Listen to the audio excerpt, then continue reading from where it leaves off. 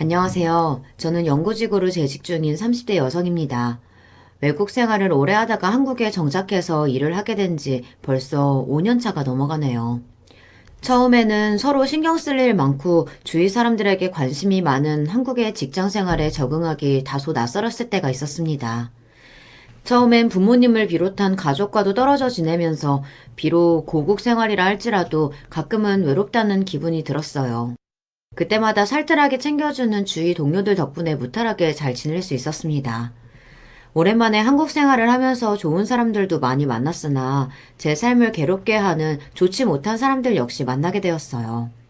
세상 어느 곳에나 사람 사는 곳이라면 다 마찬가지겠지만 좋은 사람이 있으면 나쁜 사람도 있기 마련이니까요. 비교적 함께 일하시는 분들에 대해서는 운이 좋은 편이라고 생각했지만 이렇게 운이 따르는 부분이 있다면 당연히 그렇지 못한 부분도 있겠죠. 애석한 것이 하필이면 제 속을 뒤집었던 사람들이 결혼으로 맺어졌던 인연들이라는 점이었습니다. 사람 안심하게 만들어놓고 뒤에서는 나 몰래 이런 짓을 벌여? 어떻게 가족의 한통속이 돼서 사람을 이렇게 바보로 만들 수가 있어? 나한테 미안하지도 않아? 당신이야말로 가족끼리 이렇게 서운한 소리 계속 할 거야? 내 부모면 당신한테도 부모인데 이게 그렇게 못할 짓을 한 거냐고. 저 나름대로는 심사숙고 끝에 내린 결혼이라는 중대한 결정이었습니다. 아무 연고도 없는 사람들과 평생 가족으로 지내게 될 결심을 하게 되는 일이니 저도 저 나름대로 따질 것 다 따져보고 고려할 것 고려하여 결정한 일이었는데 참 사람만큼은 제 뜻대로 되지 않는다는 생각이 들었어요. 솔직히 결혼 때문에 그런 복장 터지는 일들을 겪게 될 줄도 몰랐고요. 잘해주면 그만큼 고마워하고 되돌려주는 사람이 있는 반면 잘해줘도 고마운 줄 모르고 오히려 받는 걸 당연하게 생각하는 인간들이 있지 않습니까? 심지어는 제가 해준 것 이상으로 더 뜯어내려고 눈이 벌게지는 사람들도 있죠. 이래서 어르신들께서 친구도 골라서 사귀고 사람을 가려가면서 대해야 한다는 말씀들을 하셨나 봐요. 저는 그래도 제가 스스로 선택하여 결혼을 통해 한 가족이 되었으니 남편을 비롯한 시댁 식구들과도 정말로 잘 지내고 싶었습니다. 상식적인 선에서 제가 해줄 수 있는 거라면 아깝지 않게 생각하며 함께 나누고 싶었어요. 애석하게도 그쪽은 저를 그렇게 대우해줘야 할 존재로 받아들이지 않는다는 것이 문제였습니다. 뭐 사실 흔한 이야기죠. 일방적으로 퍼 나르는 사람 따로 있고 당연하다는 듯 받아 챙기는 사람 따로 있는 경우 말입니다. 하지만 저도 그렇게 알맹이 없는 쭉정이는 아니거든요. 한두 번이야 그렇다 치더라도 매번 그런 대우를 받아가며 저 스스로의 가치를 깎아내리고 싶지는 않았습니다. 여러분들께서도 제 이야기 들어주시고 제가 잘한 거 맞나 한번 봐주세요. 제가 외국 생활을 오래 하다가 몇 년 전 귀국해서 이곳에서 일을 하기 시작했다는 말씀은 이미 드렸죠. 아버지께서는 사업 문제로 해외에 드나드실 일이 많으셨고 어머니는 저처럼 연구원으로 오랫동안 일해오셨어요. 저와는 같은 분야를 전공하셨으니 제게는 업계 선배님이라고도 할 수 있겠네요. 어릴 적부터 친정아버지와 어머니 두 분 모두 각자의 일로 바쁘셨기 때문에 집에서 따로 저희 남매를 돌봐주시는 분을 도움을 받았습니다. 제게는 오빠가 하나 있습니다. 5살 터울의 오빠는 어릴 적부터 또래보다 키도 훨씬 크고 발육 상태도 좋은 편이었습니다. 공부도 잘하고 운동에도 소질이 있는 한마디로 팔방미인이었죠. 다소 얌전하고 나이에 비해 차분한 편이었던 저를 오빠가 어릴 적부터 많이 챙겨주었습니다. 아무래도 부모님이 바쁘시다 보니 남매 둘끼리 남겨져 있는 시간도 많았고 지금에서야 어른이 되었으니 5살 차이가 그리 대단치 않게 생각되지만 잘할 때는 또 그렇지가 않잖아요. 가뜩이나 저는 또래에 비해 왜소한 편이었고 오빠는 또래 중에서도 머리 하나는 컸으니 5살 나이 터울에도 오빠 눈엔 제가 한참 꼬꼬마처럼 보였을 거예요. 바쁜 부모님들께서 항상 싸우지 말고 남매끼리 우애 있게 잘 지내라는 말씀을 부탁하시곤 하셨으니 오빠 나름대로는 어린 동생인 저에 대한 책임감도 컸을 겁니다. 저 역시 바쁜 부모님보다는 오빠에게 의지할 일이 많았으니 어릴 때부터 오빠 말을 더 잘 따르는 편이었어요. 사실 사춘기 접어든 남자아이들이 어린 동생 돌보는 게 귀찮게 여겨질 수도 있잖아요. 하지만 저희 오빠는 싫은 티 한 번 내지 않고 항상 손 많이 가는 어린 여동생을 살뜰하게 챙겨주었습니다. 초등학교 고학년이 되었을 때 저희 친정어머니께서 해외 명문 대학교로부터 교수직 제안을 받게 되셨습니다. 저희 온 가족이 함께 외국 생활을 시작하게 된 것 역시 이 때문이었어요. 아버지도 해외에 일이 잦기는 하셨지만 그래도 온 가족이 거처를 해외로 옮기는 일이니 두 분 입장에서도 만만치 않은 선택이었을 겁니다. 엄마 아빠가 항상 너무 일이 바쁘다 보니 우리 태중이 태희 제대로 신경 써주지도 못했는데 엄마 아빠만 일 때문에 아예 외국에 머물게 되면 얼굴 보기도 훨씬 어려워질 거고 너희 입장에서 갑자기 친구들과 떨어져 지낼 생각하면 내키지 않는 일일 수도 있지만 그래도 너희한테도 어릴 적에 이런 경험 해보는 게 결코 앞으로의 인생에 실이 되진 않을 거야. 엄마 아빠도 그동안 많이 신경 못 쓴 만큼 우리 가족들 위해서 최대한 시간 낼 수 있도록 더 노력할게. 공부도 운동도 만능인데다 그 덕에 교우들 사이에서 인기인이었던 오빠는 물론 저 역시 어린 나이에 외국 생활을 결심하는 게 결코 쉬운 일은 아니었습니다. 게다가 그때 제 나이가 고작 초등학교 고학년이었어요. 당연히 언어도 다른 미지의 세계에서 새로운 보금자리를 마련한다는 것이 두렵게 느껴졌습니다. 하지만 가족들과 떨어져 지내는 게 더 무서웠기 때문에 결국 엄마 아빠 손을 꼭 붙잡고 비행기에 오르게 되었죠. 결과적으로 외국 생활은 만족스러웠습니다. 엄마가 교수로서의 새 인생을 시작하게 되셨지만 오히려 한국과 해외를 오가며 바쁘게 연구원 생활하실 때보다 시간적 여유는 더 있는 편이었어요. 한국에서 연구원 생활을 하셨을 때도 워낙 출장이 많았기 때문에 집을 비우는 일이 많으셨던 엄마셨습니다.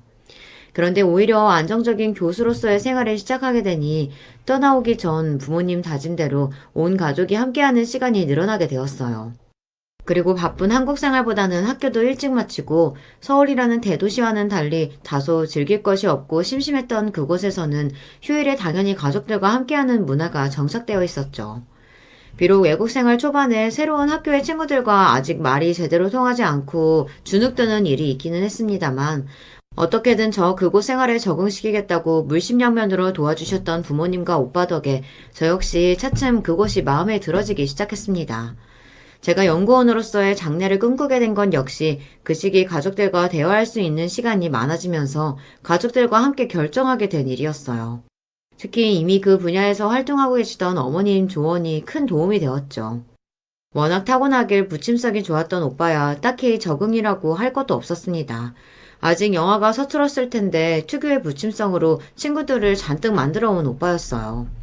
아무래도 서양에서는 왜소한 동양인 남성을 만만하게 생각하고 괴롭힘의 대상으로 삼는 경우도 드물지 않거든요. 물론 저희 오빠 성격에 그렇게 당하고 있을 사람도 아니지만 아무래도 오빠도 신경이 쓰였는지 학교 다니면서 풋살이나 아이스하키를 비롯한 과격하게 몸쓰는 운동을 즐겨하기 시작했습니다. 가뜩이나 또래에 비해 발육이 좋았던 덩치가 더 우람해지게 되었죠. 그렇게 한 덩치하는 오빠 덕에 저 역시 비교적 수월하게 학교를 다닐 수 있었고요. 저희 남매가 학창 시절을 해외에서 보내긴 했습니다만 저희 어머니 취업 비자로 나가 있던 것이었지 이민을 간 것은 아니었어요.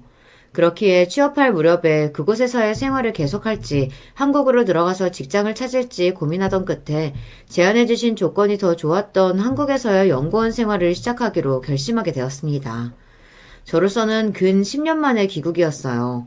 물론 그 중간 방학 때 짧게 가족들과 함께 한국의 친척집에 방문하는 일도 있었습니다만 오빠의 사업이 한국과 직접적으로 수출입을 하는 사업이었기 때문에 일 문제로 한국과 미국을 오가며 바쁘게 생활하고 있었습니다. 제가 한국행을 결심하게 된 데에는 그 영향도 아주 없지는 않았어요. 그래, 그래도 태중이가 여기랑 한국을 오가고 있으니 태희랑 가끔씩 얼굴도 볼 수 있을 거고 아무래도 아무도 없는 태희 혼자만 들여보내는 것보단 훨씬 낫겠지. 그래. 그리고 우리 딸내미가 한국에 있는데 엄마 아빠도 한 번씩 들어가기 더 편할 거고. 다 큰 딸 자식인데도 아무래도 부모님 눈에는 혈혈단신으로 고국으로 돌아가 취직하겠다는 딸 자식이 영 미덥지 못하셨나 봅니다. 그나마 한국에 자주 가는 오빠 덕에 시름을 더신 부모님이셨어요. 한국에서 연구원 생활을 시작하면서부터는 나홀로 오랜만에 한국 생활하느라 외로움 타지는 않을까 걱정했던 것이 무색할 지경이었습니다. 먼저 귀국해 한국에서의 직장 생활을 시작한 친구들에게 듣기는 했지만 한국인들의 일에 대한 열정이야 세계 어느 나라에도 뒤지지 않은 수준 아니겠습니까? 일이 워낙 많았습니다. 직장생활 적응하느라 종일 바쁘게 지내다가 퇴근해서 집에 돌아오면 긴장이 스르르 풀려 자느라 바빠 외로울 틈도 없었습니다. 저 한국 들어온 이후로 처음 한국에 출장 온 오빠가 제 얼굴을 보고 깜짝 놀랄 정도였어요. 야, 태희야, 너 왜 이렇게 얼굴살이 내렸어? 취직한 지 한 달도 안 됐는데 일이 그렇게 힘들어? 아니야. 일 자체는 나쁘진 않아. 같이 일하시는 분들도 괜찮고. 내가 아직 긴장의 끈을 못 놓쳐서 그런 거겠지. 외국 생활 오래 해서도 항상 가족들과 같이 지냈으니까 의식을 못 했었는데, 막상 직장에서 한국어 쓰려니까 말 실수하지 않을까 괜히 더 긴장되기도 하고. 그럴수록 더 잘 챙겨 먹어야지. 원래 머리 많이 굴리면 칼로리 소비 장난 아니거든. 그렇게 아기새 먹이는 어미새처럼 부지런히 저 먹이는 오빠 덕에 며칠 포식하고는 오빠는 또다시 미국으로 돌아갔죠. 그렇게 지칠만 하면 오빠가 한 번씩 들어오고 가끔은 부모님께서도 짬내서 함께 들어오셔서 오랜만에 하는 고국 생활임에도 가족들에게 크게 소외감을 느끼지 않고 잘 지냈습니다. 어느 정도 제 일에 적응이 되기 시작하자 저 역시 직장 생활뿐만 아니라 동료들을 통해 가입하게 된 동호회 생활 등으로 나름대로 한국 생활을 즐겁게 보내려고 노력했어요. 남편 역시 동호회 활동을 하다가 알게 되었습니다. 사진 동호회였어요. 아무래도 출사를 나가는 일이 많았는데 제가 한국인이라고 해도 초등학생 어린 나이에 외국에 나오게 되었다 보니 가보지 못한 곳이 많았습니다. 평소에도 우리 고유의 전통 문화에 대한 동경이 있는 편이었기 때문에 출사는 즐거웠어요. 직장 생활 외에 가장 자주 보는 사람들이 동호회 회원들이 될 수밖에 없었죠. 그 중에도 남편은 특히 가족도 없이 혈혈단신 고국으로 건너온 제게 친절히 대해주던 사람이었습니다. 태희 씨, 저 반대편 쪽에서 궁궐 쪽 내려다보면 사진이 훨씬 예쁘게 나와요. 다음에 저랑 따로 한번 나오실래요? 아, 그럴까요? 남편이 제게 아주 사심이 없지는 않다는 것 정도는 눈치챘지만 저도 남편 인상이 그다지 나쁘지 않았기 때문에 그런 식으로 따로 몇 번 얼굴을 보고 식사도 하게 되니 자연스럽게 만남이 시작되게 되었습니다. 저도 어릴 때 유학은 꼭 한번 가보고 싶었는데 태희 씨 부러워요. 외국 생활 오래 한 것도 그렇고 가족들 다 그쪽에 있는데도 자기 미래 위해서 과감하게 다시 한국으로 들어온 것도 그렇고 태희 씨는 참 용감한 사람인 것 같아요. 아니에요. 그냥 제가 일하기에 가장 환경이 좋은 것 같아서 온 건데요, 뭐. 남편은 해외 경험이 많은 저를 다소 부러워하는 면이 있었습니다. 아무래도 국내에서만 계속 학교 다니고 환경이 여의치 않아 유학을 하지 못했다고 하니 외국 생활 오래 한 저에 대한 동경도 있었던 것 같아요. 원래 사람이 자기가 경험해보지 못한 것에 대해서는 더 이상적으로 생각하는 경향도 있지 않습니까? 가뜩이나 유학을 하고 싶어 했는데 그러지 못한 사람 입장에서는 더 그렇게 느껴질 수도 있겠다는 생각이 들었어요. 물론 한국 생활과 차이는 없지는 않지만 어딜 가나 다들 사람 사는 곳인데 막상 가서 살아보면 결국은 평범한 일상이 될 수밖에 없거든요. 남편이 동경하는 것만큼 대단히 멋들어진 생활까지는 아니었지만 저 역시 가족들과 많은 추억을 쌓은 곳이기에 이런 이야기 주고받다 보면 시간이 금방 지나갔습니다. 남편은 또 저희 어머니께서 연구원이라는 것도 신기해했습니다. 저희 어머니는 평생 가정주부로 지내셨거든요. 아무래도 그 연세에는 여자분이 지금껏 일하시는 분들도 그렇게 많지는 않은 편이고, 게다가 본인 전문 분야가 있으셔서 연구원 생활을 하셨다니, 아무래도 태희 씨도 어머님 영향을 많이 받았나 봐요. 아무래도 그렇죠. 항상 일하고 공부를 게을리하지 않는 엄마 모습을 보다 보니까 이런 일도 있구나 하는 걸 알게 되기도 했고요. 실제로 저희 엄마가 제 삶의 가장 큰 길라잡이셨습니다. 결혼 이후로도 여전히 당신의 일을 고수하는 생활 방식도 그러하셨고 직업적으로도 마찬가지였고요. 남편 부모님께서는 IMF 이전까지는 아버지께서 사업을 하시고 어머니는 가정주부셨다고 하더라고요. 그 이후로는 가세가 기울어서 제 시아버지 되시는 분은 사업을 정리하시고 지인분 회사에서 일하기 시작하셨고요. 어머니는 여전히 살림을 도맡아 하셨다고 했습니다. 남편이 그토록 유학을 소망했음에도 유학을 가지 못했던 것은 한번 집안이 휘청거린 이후로 가세가 기운 것이 좀처럼 회복되지 못했기 때문이기도 했을 겁니다. 이렇듯 서로 자라온 배경에 차이가 있다 보니 남편이 제 자라온 환경과 저희 시부모님을 더 부러워했을 거예요. 오빠가 간간히 출장으로 한국에 들어오긴 했지만 다른 가족들 없이 홀로 한국 생활을 하다 보니 아무래도 허전하다고 느껴지는 시간에는 곁에 있던 남편에게 더 의지하게 될 수밖에 없었습니다. 한국에 친척분들이 계신다곤 하지만 십수년 만에 보는 분들이 솔직히 그리 편하게 여겨지지도 않았고요. 그리고 직장에서 서로 잘 지내고 있긴 하지만 아무래도 직장 동료들에게 가슴속 깊은 이야기까지 하기에는 좀 부담이 되더라고요. 급속도로 가까워진 남편과 다소 이르게 결혼 이야기가 나왔던 것 역시 그래서일 겁니다. 그래도 계절은 한 번씩 다 겪어봐야 하지 않겠어? 너무 서두르는 거 아닌가 싶다. 처음 저희 결혼 이야기가 나왔을 때 걱정스럽게 말하던 오빠였어요. 오빠 입장에선 당연히 걱정스러웠겠지만 저러고 대책 없이 결혼을 생각했던 건 아니었습니다. 제가 혼자 지내고 있으니 그만큼 저를 더 신경 쓰는 남편이었어요. 솔직히 저는 남편한테 그렇게까지 신경 써주지는 못했거든요. 그 누구보다 제가 외롭지 않게 하려고 정성을 쏟는 남편이 고맙기도 하고 정이 많이 갈 수밖에 없었습니다. 지금 와서 생각해보면 비극 초반보다 오히려 직장 생활에 차츰 익숙해져 갈 무렵 외로운 감정이 더 커졌던 것 같아요. 그 전까지는 한국 생활 적응한다고 다소 긴장을 풀지 못하고 있어서 오히려 실감하지 못했던 것이 생활이 안정되고 나니 감정적인 여유가 생기면서 도리어 외로움을 타게 되었던 것 같습니다. 그런 자리를 채워줬던 남편이었으니 더 쉽게 마음이 갔겠죠. 이렇듯 홀로서기를 한 한국 생활에 버팀목이 되어주었다는 제 설명에도 오빠의 노파심은 쉽게 가라앉지 않았습니다. 항상 저를 한참 어린 아이처럼 바라보던 오빠이니 이해는 갔어요.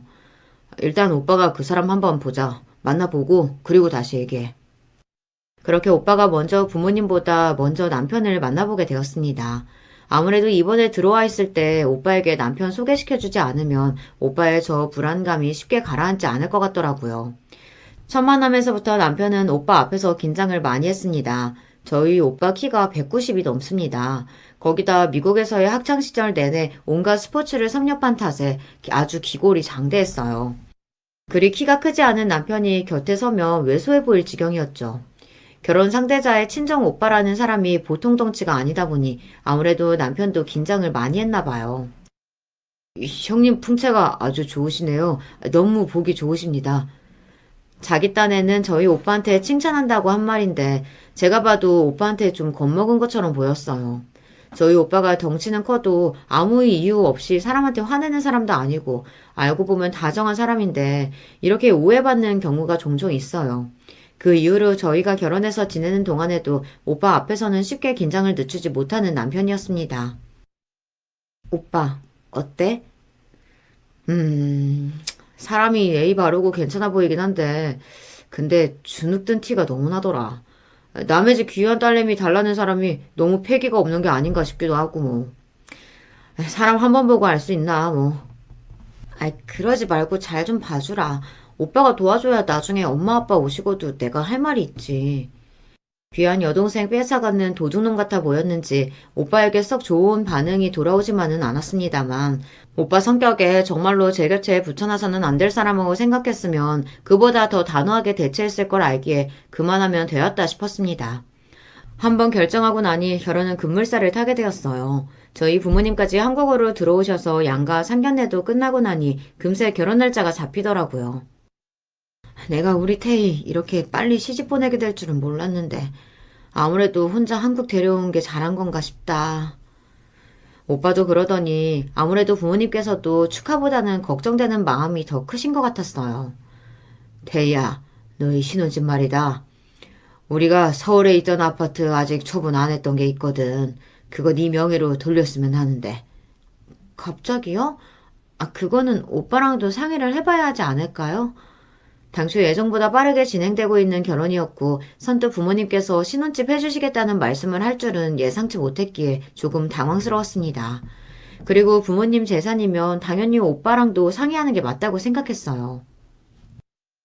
네 오빠하고는 당연히 벌써 얘기해봤지. 네 오빠가 먼저 그러자고 하더라. 네 오빠야 네 일이라면 아까운 게 없는 애잖니. 제 연구원 연봉이 적은 편은 아닙니다만 서울 아파트 값이라는 게 보통이 아니더라고요. 솔직히 전세를 고려하고 있던 상황에서 선뜻 그리 말씀해 주시는 부모님께 감사한 마음이었습니다. 남편과 둘이서 집 문제로 한창 씨름을 하고 있었기에 저희 부모님 의사를 전달하자 남편 역시 반색을 하더라고요. 세상에 이렇게 크게 도와주실 거라고는 기대 못했는데 장인어른 장모님께 정말 큰절이라도 해야겠어. 그렇지? 엄마 아빠 덕에 진짜 큰 고민 덜었어. 다행히 시부모님도 다행스러워 하시더라고요. 그렇지 않아도 집 문제 때문에 고민이 많았는데 사돈 내외에게 감사해서 어쩌니? 아무리 자식 일이라도 그게 한두 푼 들어가는 게 아닌데. 곧 저희 결혼해서 들어가게 될 신혼집을 처음 보고 시어머니 눈이 튀어나올 듯 커다래졌습니다.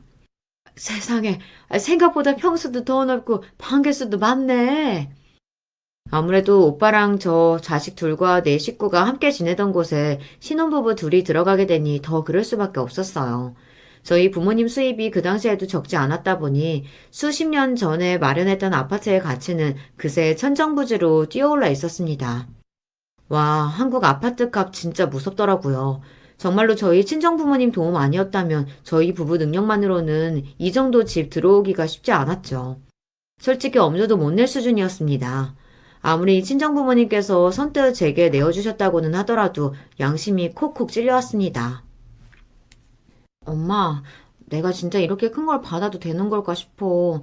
지금 시세로 환산해보니까 집값이 진짜 보통이 아니던데. 엄마 아빠가 해줄만 하니까 해주는 거야. 엄마 아빠가 일한다고 우리 딸한테 신경도 많이 못 써줬는데 시집 갈 때 이 정도는 해주고 싶어서 그러니까 사양하지 말고 부담스럽게 생각하지도 말고 받아. 알았어? 부모님에게 면목이 없으면서도 솔직히 좋더라고요. 사람 마음이라는 게 당연히 넉넉하게 시작할 수 있다면 그러고 싶잖아요. 부모님 덕에 큰 고생하지 않고 어려운 문제 수월하게 해결하게 된 만큼 감사한 마음 잊지 않고 더 잘해드려야겠다 다짐했습니다. 결혼하고 본격적으로 부모님이 제게 명의를 돌려주신 신혼집에서 지내는 것이 만족스러웠습니다. 일단 제 입장에서는 어린 시절에 지내던 집이기도 했으니 집 곳곳에 예전 가족들끼리의 어린 시절 추억이 새록새록 떠오르기도 했고요. 남편도 더없이 기뻐 보였습니다. 사실 남편은 저와 결혼해 저희 집으로 들어오면서 처음 집에 자기만의 공간이 생겼다고 했거든요. 당신도 가봐서 알겠지만 우리 집에 방이라고는 두 칸뿐인데 내 방이라는 게 어디 있었겠어. 안방은 부모님 쓰시고 작은 방은 형이랑 둘이서 썼으니까 평생 내 방 한 번 가져보는 게 소원이었는데. 그러니 제가 남편 개인 공간으로 방 하나를 서재로 꾸며주었을 때 남편이 얼마나 기뻐했겠어요. 제가 상상했던 것처럼 만면에 활짝 웃음을 띠고 기뻐하는 남편이었습니다. 세상에, 태희 씨 정말 고마워. 나 이런 데서 4시간 보내고 취미생활을 하는 게 평생 소원이었는데 태희 씨 덕에 그 꿈을 다 이루네. 저희 필요에 맞게 새로 단장한 저희 집에 와보시고 시부모님 역시 부러움을 감추지 못하셨습니다. 세상에, 우리 정식이가 장가 가서 이렇게 잘 갖추고 살 줄은 몰랐네. 집도 널찍하고 예쁘게 참 잘 꾸며놨다. 어라? 근데 남는 방까지 있네? 저희 부부 함께 사용하는 안방에 남편 개인 공간으로 꾸며준 서재 외에 제가 쓰는 방도 하나 있었습니다. 그러고도 방 하나가 남았어요. 그 방의 용도는 이 집 들어오기로 하면서부터 미리 결정해 두었습니다. 거긴 손님방으로 쓰라고요. 오빠가 한국 들어올 때마다 호텔에서 지내던 게 신경 쓰였는데 집으로 초대할 수도 있고 부모님도 좀 더 편하게 오가실 수도 있고요. 친정 식구들 도움으로 일이 좋은 집에서 편히 지낼 수 있게 되었으니 당연히 제 사고가 제 친정 쪽으로 흘러갈 수밖에 없었습니다. 그런 제 말에 좀 떨떠름한 표정이 된 시부모님 얼굴을 보고 나자 아차 싶어 황급히 한마디 덧붙였어요. 아버님 어머님께서도 저희 집 오셔서 한 번씩 주무시고 갈 수도 있고 좋잖아요. 그럼. 아유, 잘했다, 잘했어. 당신들까지 끼워드리자 그제야 표정이 풀어지시는 것을 보고 저 역시 기분이 좀 요상하기는 했어요. 하지만 그러고 넘어갔습니다. 집으로 돌아가시면서 마지막까지 부러움을 감추지 못하는 시어머니셨어요. 내 평생 이런 집에서 지내봤으면 소원이 없겠다. 아유, 이게 평당 다 얼마야? 너무 대놓고 돈 얘기만 하시니까 저도 좀 그렇더라고요. 제 능력으로 했어도 그럴 텐데 저희 부모님이 해주신 걸 마치 사돈인 시어머니께서 탐내시는 것처럼 보이기까지 했습니다. 내가 너무 과하게 생각한 건가 싶어 자중하려고 했지만 솔직히 썩 기분이 좋지는 않았습니다. 그런 제 눈치를 살펴보는 남편이 말했어요. 아버지 사업 잘못되고 집 줄여서 이사 오던 날 우리 엄마가 진짜 많이 우셨거든. 아무래도 평생 가정주부로 살아오셔서 그런지 식구들 중에서 집에 대한 애착이 가장 크셔서 더 아쉬움이 남으신가 봐. 남편의 설명에 머리로는 이해가 되지만 그렇다고 그런 집에서 아들 신혼살림 시작하게 해주신 저희 부모님한테 감사하다는 말 한마디라도 해주셨으면 좋으셨을 텐데 그런 말씀은 단 한마디도 없이 당신 신세 한탄만 한참 하다 가신 시어머니한테 묘한 감정이 들더라고요. 그러고 난 뒤 시부모님이 여러 차례 저희 집 손님방에서 머무르고 가시곤 했습니다. 솔직히 저희 집과 시댁 간의 거리가 차로 15분밖에 되지 않으니 다소 시간이 늦었다 한들 집으로 돌아가서 주무시지 못할 이유가 되진 않았는데도 말이죠. 아유, 욕실에 스파 기능도 있더라. 얘, 나 피부가 좀 매끈매끈해진 것 같지 않니? 아들 신혼집에 갑작스레 쳐들어와서 호캉스라도 온 것처럼 행동하시는 시어머니 탓에 솔직히 많이 당황스러웠습니다. 그때 시부모님 주무시고 가셔도 된다는 소리도 어느 정도 인사치레긴 했거든요. 저희 부모님처럼 저희 집에서 자고 가야 할 만큼의 먼 거리에 집이 있는 것도 아니었으니까요. 거참, 사람이 점잖지 못하게. 호들갑 떠는 시어머니를 나무라면서도 당신도 똑같이 따라오셨으니 시아버지라고 크게 다르게 느껴지지 않았습니다. 아무리 결혼해서 가족관계가 되었다고 하더라도 평생 나무로 살아오신 분들 아닙니까? 어쩌다 한 번씩이면 또 몰라도 기회만 되면 저희 집으로 오시려고 하는 시부모님이 어찌 편할 수가 있었겠어요. 시부모님 한 번 오실 때마다 식사부터 시작해서 신경 써야 할 부분이 한두 가지가 아니었습니다. 솔직히 부담스러웠어요. 게다가 아직 저희 부부는 신혼이었습니다. 결혼한 지 얼마 되지도 않아 낯선 사람들에게 내 사생활이 침해당하는 기분이 들 수밖에 없었죠. 남편이 딱히 그런 자기 부모님을 제지하지 않는 것도 서운하게 느껴졌어요. 어떻게 제가 제 입으로 먼저 시부모님께 오시지 말라고 할 수가 있겠어요. 이런 부분은 당연히 남편이 자기 부모님 문제를 해결하는 게 맞지 않나요? 여러분, 이거 제가 불편하고 힘들어하는 게 맞죠?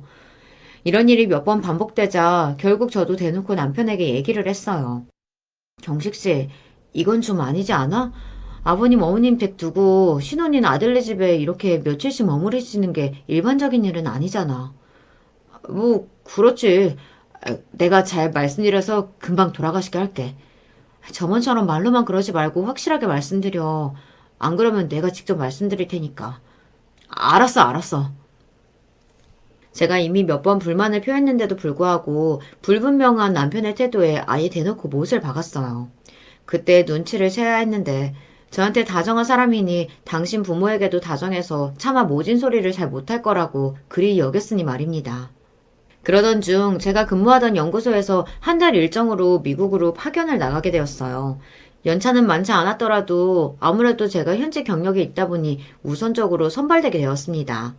앞으로 인사 고과에도 상당히 유리한 파견이었기 때문에 저로서는 그 기회를 놓치고 싶지 않았어요. 하지만 이제 결혼했으니 제가 가고 싶다고 한 달이나 남편 동의 없이 떨어져 있을 수는 없었습니다. 제 딴에는 망설이다 어렵게 말문을 떼었어요. 그런데 단박에 단호하게 이렇게 말하는 남편이었어요. 당연히 가야지. 앞으로 당신 승진에까지 영향이 있다며. 남들은 이런 기회에 얻지 못해 난린데 기회가 주어졌으면 당연히 가야지. 당신, 나 이렇게 오래 집 비워도 정말 괜찮겠어? 나 정말로 갔다 와도 돼? 지금 무슨 소리라고 있어. 이 사람이 설마 내가 당신 출세길 막으려 들겠어? 걱정하지 말고 다녀와. 장인어른 장모님께서도 엄청 좋아하시겠다. 파견 나가기로 한 지역이 저희 부모님 거주하시던 곳과 거리가 그리 멀지 않았습니다. 남편이 저렇게까지 말해주니 저도 고맙더라고요.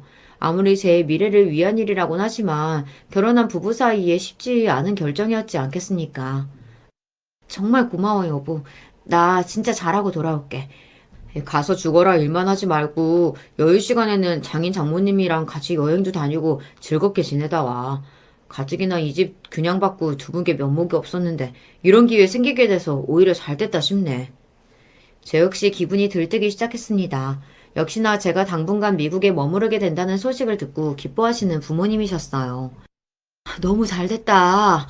이제 시집까지 보내놨으니 아무리 내 딸 집이라도 쉽게 찾아가기 어렵고 우리 딸이랑 이렇게 길게 있을 날이 있겠나 싶었는데 이게 웬일이라니? 마침 엄마도 올해 안식년이고 너희 아빠도 급한 일들 해결돼서 좀 여유 있으니까 오랜만에 가족끼리 같이 여행도 가고 재밌게 보내보자. 그래요, 엄마. 하루하루 출근날이 다가올수록 가슴이 두근거렸어요. 남편만 두고 가서 좋은 시간 보낼 거라 생각하니 조금 미안한 마음이 들면서도 신나는 기분까지는 어쩔 수 없었습니다.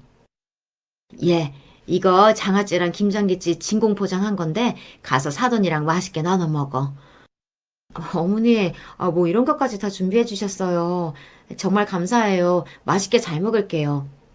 출국하는 며느리 편에 한국 음식 생각날까 준비됐다며 바리바리 들려주시는 시부모님께도 감사한 마음이 들었습니다. 그동안 너무 자주 저희 집에 머무르려고 하셔서 솔직히 불편하게 느껴지기도 했는데 일이 대접을 받으니 죄송하다는 기분도 들었고요.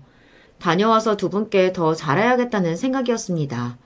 오랜만에 친정 식구 네 가족 모두 모여 보내는 시간은 정말 즐거웠어요.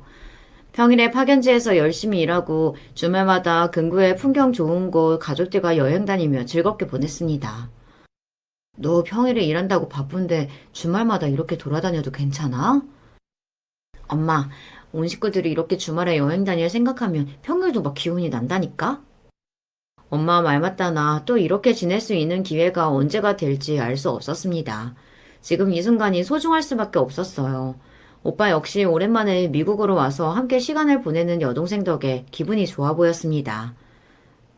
대야, 실은 내가 너한테 할 말이 있는데, 나 조만간 한국으로 아예 들어가게 될 것 같아. 정말?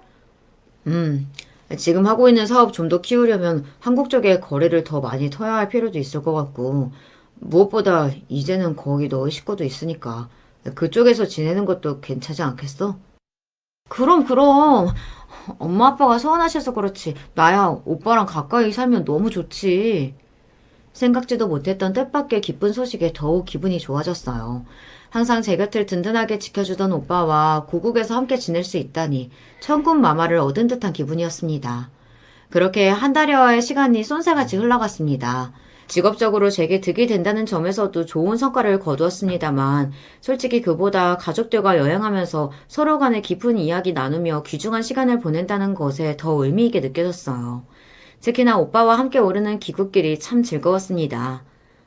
오빠랑 이렇게 비행기 같이 타니까 정말로 오빠가 한국 들어오는 실감이 난다. 그래? 아마 나도 너 거기 없었으면 아예 들어갈 생각까지 못했을 거야. 일이 서로 의지가 되는 남매지간이라니 다정한 오빠에게 고마운 마음이었습니다. 오빠, 아직 계약한 집 입주 날짜 좀 남았다고 했지? 그동안 우리 집에 있어. 손님방도 잘 정리해뒀으니까 지내기 불편하지 않을 거야. 아이, 내가 신혼부부 사이에 눈치 없이 끼는 거 아니야? 그러라고 만든 방인 걸 뭐. 그리고 솔직히 그 집에는 오빠 지분도 없지 않지. 지분은 무슨. 알았어. 며칠만 신세 좀 질게. 그렇게 저와 귀국하는 날부터 며칠간 저희 집에 머무르기로 한 오빠였습니다. 태야, 일단 너 먼저 집에 가 있을래? 오빠는 사업 때문에 정리해야 할 게 있어서 잠깐 들렀다 가야 할 것 같아. 알았어. 빨리 와, 오빠. 집으로 향하는 발걸음이 날아가는 듯 했습니다. 오랜만에 만나는 남편 얼굴 볼 생각에도 들떴고 남편에게 제 사랑하는 오빠가 귀국하게 되었다는 깜짝 소식을 전하게 된 건 역시 가슴이 두근거렸어요. 그렇게 활기차게 집 현관문을 벌컥 열고 들어섰어요. 여보, 나왔어. 왔니? 그런데 이게 웬일인가요? 당연하게 가장 먼저 보게 될 줄 알았던 남편 얼굴보다 다른 얼굴을 먼저 마주하게 되었습니다. 그것도 저희 안방에서 태연하게 방문을 열고 나오는 시어머니의 얼굴이었어요. 아니, 어머니 저희 집에 계셨어요? 그런데 왜 저희 안방에서 나오세요? 미처 당황한 감정을 숨기지도 못하고 더듬더듬 묻는 저를 천연덕스럽게 바라보는 시어머니셨습니다. 곧 큰 기침 소리가 나더니 안방에서 시아버지까지 나오시는 걸 보고 심상치 않다는 기분이 들었어요. 남편은 시부모님이 저 없는 동안 저희 집에 지내게 계신다는 소리를 단 한 번도 한 적이 없었습니다. 거기까지는 그렇다 칩시다. 그런데 저희 집에 손님방이 있지 않습니까? 아무리 부모라고 해도 어떻게 아들 내외 안방에서 나오면서 저렇게 당황한 기색이 하나도 없다니. 도리어 제가 당황스러울 지경이었어요. 그제야 서재 쪽에서 남편이 헐레벌떡 뛰쳐나왔습니다. 여보 왔어? 피곤하지? 일단 저녁부터 먹을까?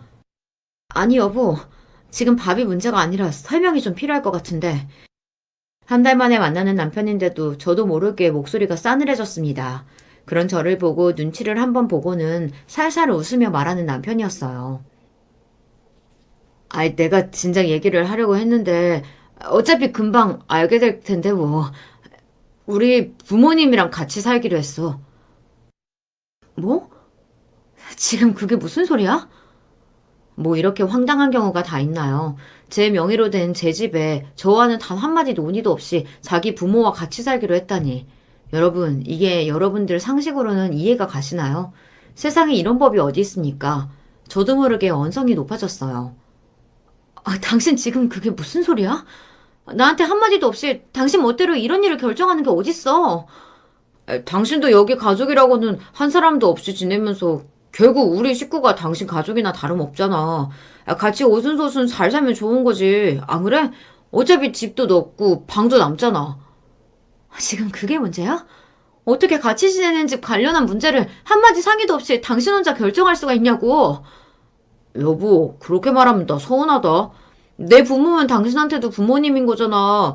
우리 부모님이 그동안 우리 이렇게 좋은 집에서 호강하는 거 보면서 얼마나 자식들이랑 같이 지내고 싶으셨겠어. 차마 부모된 입장으로 먼저 말씀을 못 하시니 내가 모시고 온 거야. 당신도 당신 부모님하고 좋은 시간 보내다 왔잖아. 당신도 내 입장 이해하지? 순간 제 귓구멍이 어떻게 잘못된 건가 싶더라고요. 누가 들어도 개소리에 불과한 말을 제 일방적인 인정의 호소에 늘어놓고 있는 남편 꼴을 보자니 저 인간이 정말 미쳤나 싶었습니다. 그 뒤로 그런 제 자식 새끼 개소리에도 고개를 끄덕끄덕하며 뻔뻔하게 그 자리를 지키고 서 있는 시부모님들은 또 어떻고요. 사람이 뻔뻔한 것도 정도가 있지 뭐 저런 사람들이 다 있나 싶지 않겠어요. 하다못해 당신 아들 돈이 한 푼이라도 들어간 집이라면 또 모르겠는데 전적으로 저희 부모님이 제 앞으로 증여해 주신 집 아닙니까? 여러분 같으면 어쩌시겠어요? 아무리 어른이라고 하더라도 그 꼴을 제가 가만히 당하고 있는 게 맞는 거였습니까? 저는 그렇게는 못하겠더라고요. 애초에 나 장기 출장 가야 한다고 했을 때 저놈이 무슨 생각으로 그렇게 반색을 했는지 출국하는 제 손에 반찬 나부랭이 들려보내며 저희들끼리 뒤에서 저 몰래 낄낄거리며 무슨 작당을 했을지 뒤늦게 그 생각이 드니 배신감에 복장이 뒤집히는 기분이었습니다. 기만도 이런 기만이 없었어요. 여러분, 부부 사이에 가장 중요한 가치가 뭐라고 생각하시나요? 사랑? 그렇게 생각하실 수도 있겠지만 저한테는 신뢰의 문제가 가장 중요했습니다. 아무리 대단한 조건을 가지고 있는 사람이라고 할지라도 상대를 신뢰할 수 없다면 어떻게 그 사람과 한 집에서 얼굴을 맞대고 살 수 있겠어요. 방금 남편이 제게 한 짓거리는 그 믿음을 산산조각 내는 일이었습니다. 저와 평생 같이 살 생각을 하고 있는 배우자라면 제게 절대로 이럴 수는 없었습니다. 이미 저를 이토록 배신한 사람과 함께 살 수는 없었어요. 단전에서부터 치밀어 오르는 분노를 담아 저는 그놈의 귀싸대기를 날려버렸습니다. 너 지금 뭐 하는 거야? 여보. 왜? 한 대 쳐맞으니까 이제야 정신이 좀 돌아오냐? 아까부터 말 같지도 않은 정신 나간 소리만 늘어놓길래 아예 미친 건가 싶었더니 정신이 좀 돌아와? 이 염치도 없는 놈아. 여기가 어디라고 네 멋대로 네 부모를 끌고 들어와.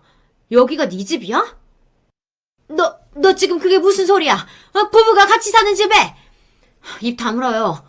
아들놈이 이렇게 정신나간 소리라면 부모된 사람으로서 아들을 바로잡을 생각을 해야지. 부끄러운 줄도 모르고 아들내외 안방에서 기어 놓아놓고 어디서 큰 소리를 쳐요? 제 일갈에 시부모님의 얼굴 역시 수치심으로 벌겋게 달아올랐습니다. 꼴에 창피한 줄은 아는 꼴이 더 열받더라고요. 당신 무슨 말을 그렇게 해? 아무리 이 상황이 당신 마음에 안 들어도 그렇지 그러자고 폭력을 써? 너 지금 한 짓거리 겨우 뺨 한 대로 끝난 것도 감사하게 생각해야 돼. 남편이란 놈이 내 재산 당연하게 갈취하는 것도 모자라서 그걸 지 부모 앞에 갖다 바치는 꼴을 보고 어느 누가 화를 안 내? 지척이 사는 시부모 뺀질나게 손님방 꿰차고 있는 것도 죽을 노릇인데 어디 감히 우리 집 안방을 네 놈 마음대로 내줘? 이 집 들어올 때 돈 한 푼도 안 들이고 맨몸으로 들어온 놈이 네 놈이 이 집에 무슨 권리가 있다고? 여보, 일단 진정하고 내 얘기 좀 들어봐. 내가 당신을 무시해서 그런 게 아니라. 아니야? 이따위 집 버려놓고 나를 무시한 게 아니야? 너 같은 새끼를 남편이라고 데리고 살았더니 이렇게 없는 일만 못한 놈인 줄 알았으면 너 같은 놈이랑 애초에 결혼도 하지 않았어. 네 놈하고는 이걸로 끝이니까 네 부모 데리고 당장 내 앞에서 사라져. 지금 그게 무슨 소리야? 너 지금 나하고 이혼이라도 하자는 거야? 그럼 이따위 개짓거리 버릴 때 이혼당할 거라는 생각은 안 해봤니? 너 지금 그게 무슨 소리야? 이혼이라니? 지금 시부모 네 집 들이기 싫다고 내 아들이랑 갈라서겠다는 거야? 이혼이라는 제 말에 저 구질구질한 빈대 셋이서 눈을 까디집고 저한테 달려드는데 적반하장이 따로 없구나 싶더군요. 지금 원인 제공한 인간들이 누군데 감히 제 앞에서 눈을 저렇게 치뜬답니까? 그때였습니다. 왜 현관문이 열려있어, 태희야? 형님, 여기 무슨 일로? 볼일을 마치고 저희 집으로 돌아온 친정오빠였습니다. 오빠 얼굴을 보자마자 분한 마음이 이내 서러운 마음으로 바뀌었어요. 제가 서러움에 펑펑 울음을 터뜨리며 오빠에게 외쳤습니다. 오빠, 저 미친 인간이 우리 집 안방을 집 부모한테 내줬어. 뭐야? 그게 무슨 소리야? 형님, 그게 아니고요. 저희 오빠도 얼마나 놀랐겠습니까? 집 문단속도 안 되어 있는 곳에 들어와 보니 동생의 남편과 시부모라는 작자가 저를 잡아먹을 듯 둘러싸고 있었습니다. 게다가 서러움에 울며 하소연하는 동생이라니. 순식간에 오빠 역시 분노로 흥분하기 시작했어요. 너 이 새끼 아무것도 없는 놈을 걷어줬더니 감히 이딴 식으로 내 동생 뒤통수를 쳐? 형님, 그게 아닙니다, 형님. 가뜩이나 저희 오빠를 두려워하는 남편이었어요. 갑작스럽게 들이닥친 오빠의 성난 얼굴에 시부모 얼굴도 사색이 되었어요. 기골이 장대한 오빠가 분노로 씩씩대고 서 있으니 그들 입장에서 위협이 되지 않을 수 없었을 겁니다. 우리 태희가 한국에 친정 식구 하나 없이 혼자 있다고 만만하게 여기고 이따의 짓을 벌인 거지? 이 괘씸한 인간들이 감히 내 동생을 울려? 형님, 이것 좀 놓으시고 말씀하세요. 저희 오빠 한 손에 공중에 휙 치켜 올려진 남편놈이었어요. 목덜미를 쥐어잡혀서 숨이 막혔는지 캑캑거리는 꼴이 초라하기 짝이 없었습니다. 방금까지 저놈 부모까지 합쳐 셋이서 조그만 저 하나 둘러싸고 눈알을 부라리더니 저희 오빠 한 사람 앞에서 순한 양이 되어버린 비겁한 모습에 혀를 쯧쯧 찼습니다. 분노한 오빠의 소나기에 남편놈 먼저 집 밖으로 패대기 쳐졌습니다. 시부모라고 예외는 아니었어요. 아이고 사돈 청강, 이거 좀 놓으시게. 이 거지 새끼들이 여기가 어디라고 와서 설쳐? 사람 셋 집 밖으로 내던진 것으로는 불이 풀리지 않은 모양인지 씩씩대던 오빠가 남편 짐을 끄집어내기 시작했습니다. 이 은혜도 모르는 놈, 염치도 없는 놈. 아이고 형님. 그렇게 오빠의 우악스러운 소나기에서 남편 옷가지며 물건들이 그야말로 아작이 났습니다. 그 중에서도 남편 옷 중 가장 고가인 단 한 벌뿐인 명품 전장이 찢길 때는 남편 놈 절규가 아주 들을만 했습니다. 니들 전부 각오하는 게 좋을 거야. 감히 내 동생 건드려놓고 무사히 넘어갈 수 있을 줄 알았어? 내가 내 인생 걸고서라도 니들 아주 제대로 짓밟아 놓을 테니까. 살면서 저희 오빠가 그렇게 화내는 모습은 저도 처음 봤어요. 먼저 상대방이 시비를 걸지 않으면 싸우는 일도 일절 없던 오빠였습니다. 그런 오빠가 저리 든든하게 내 편이 되어주지 않았더라면, 저 괘씸한 인간들 안 나가겠다고 뻗대고 버텼더라면 내가 저것들을 내칠 수 있었을까 싶어 고맙고 서러운 마음에 오빠를 껴안았습니다. 오빠. 괜찮아 태희야. 오빠가 저것들 네 근처에 얼씬도 못하게 해줄 테니까 걱정할 거 하나도 없어. 남편놈에 대한 배신감과 분노, 그리고 저 대신 그것들을 제대로 손봐준 오빠에 대한 고마운 마음과 안도감이 뒤죽박죽 되었습니다. 그 타이밍에 오빠가 등장해준 것이 정말 천운이었어요. 남편놈에게는 수억 원대의 이혼 소송을 걸었습니다. 시부모에 대한 주거침입 신고 역시 동시에 진행되었어요. CCTV에 제가 출국한 이후로 짐을 옮겨 이사 들어온 정황이 아주 선명하게 찍혀있어 혐의는 쉽게 입증되었습니다. 세상 사람들을 전부 바보라고 생각했는지 아니면 저들이 바보라 거기까지 차마 생각을 못했는지 끝도 없이 쏟아지는 저들에게 불리한 증거와 주변 이웃들 증거에 사색이 된 이들이었습니다. 여보, 내가 진짜 잘못했어. 내가 다시는 당신 앞에 안 나타낼 테니까 제발 소송만이라도 취하해주면 안 될까? 우리 그 돈 마련할 주제 안 되는 거 당신도 더 잘 알잖아. 우리 오빠 아니었으면 그 자리에서 나 한 대 치고도 남았을 것들이. 내가 누구 좋으라고 소송을 취하해. 주제에 호강에 겨워 이딴 짓 버렸으면 수습도 네 놈이 알아서 해야지. 여보 제발. 야, 안 떨어져? 우리 태희가 마지막으로 할 말이 이때서 잠깐 봐줬더니 아직 매운맛을 덜 봤니? 아닙니다, 형님. 제 앞에서는 우는 소리를 하다가도 저희 오빠 서슬퍼런 기세에 꽁지가 빠지게 내빼는 남편 놈 꼴을 보니 그 자리에서 단박에 이혼 결심한 것이 후회스럽지가 않았습니다. 그렇게 저는 다시금 싱글이 되었어요. 한동안 머릿속이며 가슴속이며 이래저래 시끄러웠지만 거의 제 곁에 붙어 살다시피 하며 저를 돌봐준 오빠 덕에 안정을 되찾을 수 있었어요. 그리고 그렇게 오빠 곁에 붙어 있었으니 저 거지 같은 인간들이 감히 제 근처에 접근할 수 없었겠죠. 안 겪었으면 더 좋았을 일이었겠지만 가뜩이나 궁핍한 인생 더 쪼들리게 사는 것들 꼴을 보니 이 정도 선에서 인연 끊길 잘했다 싶어요. 아니다 싶은 인연은 빨리 정리하는 편이 정신건강에 좋습니다. 오늘 제 이야기는 여기까지입니다. 여러분, 저 인간이랑 갈라선 거 잘한 거 맞죠? 저는 후련합니다. 다들 마지막까지 제 이야기 들어주셔서 감사해요. 안녕하세요. 저는 경기도에 살고 있는 30대 여성입니다. 결혼한 지는 3년 정도 됐고 아직 아이는 없어요. 원래 집은 서울인데 남편이 경기도 사람이라 여기서 신혼살림을 차렸습니다. 남편 회사도 경기도거든요. 저는 지금 집 주변에서 작은 카페를 운영 중이에요. 동네 분들 대상으로 장사를 하는 그냥 진짜 작은 카페인데 원두를 좋은 걸 쓴다는 소문이 좀 나서 다른 동네에서도 커피 마시러 오는 손님들이 꽤 있습니다. 사실 진짜 비싼 원두를 쓰는 건 맞긴 해요. 원래 제가 입에 좀 까탈스러워서 제 입에 맞는 걸 찾다 보니 그렇게 됐습니다. 그러면 수지 타산이 맞냐 하실 텐데 이 동네가 임대료가 상당히 싼 편이라서 많이 남지는 않아도 마이너스는 아닙니다. 집에서 혼자 살림할 성격도 아니고 원래 서울에서도 카페를 했었거든요. 남편은 우리 지역에서 가장 큰 회사에 다녔어요. 운이 좋은 사례였습니다. 공부를 썩 잘한 건 아니었는데 인턴십을 하다가 정규직으로 전환이 된 사례였거든요. 그래서 늘 자기 스펙이 다른 직원들에 비해 못하다고 조금 눈치가 보인다는 이야기를 하면 제가 늘 이렇게 이야기해줬습니다. 학교를 어디를 나왔던 그런 사람들이랑 결국은 같은 회사에서 같은 정규직으로 일을 하는 거잖아. 그건 당신이 대단한 거야. 자신감을 가져. 라고 말이죠. 남편은 연애할 때도 그런 제가 좋다는 이야기를 자주 하곤 했었어요. 남편은 형이 하나 있었는데 그 형이 공부도 잘하고 인물도 남편보다 나아서 어릴 때부터 늘 비교당했었다고 했었거든요. 그래서 자신감도 없고 자존감도 낮은 편이었는데 제가 늘 긍정적인 이야기를 해주니 자신감도 생기고 훨씬 좋은 사람이 되는 것 같다고 말이죠. 물론 저는 남들보다 그런 긍정적인 시선으로 세상을 볼 수 있는 조건을 갖추고 있긴 했습니다. 저희 부모님이 굉장한 분들이시거든요. 아버지는 사업을 하시는데 그게 규모가 꽤 커서 어린 시절부터 하고 싶은 거 다 하면서 사랑받으면서 컸었고 어머니는 의사신데 굉장히 유명하고 명망 있으신 분이시거든요. 말 그대로 부와 명예를 다 갖춘 집에서 나고 자랐습니다. 언니와 오빠가 한 명씩 있는데 오빠는 아버지 사업을 물려받기 위해 해외에 경영 공부를 하러 유학을 떠났고 언니는 엄마를 따라 의대를 나와서 지금 의사예요.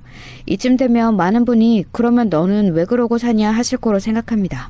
저희 집이 정말 좋은 집인 가장 결정적인 이유는 저에게 한 번도 너는 왜 언니만 못하냐, 오빠만 못하냐는 소리를 하신 적이 없기 때문이에요.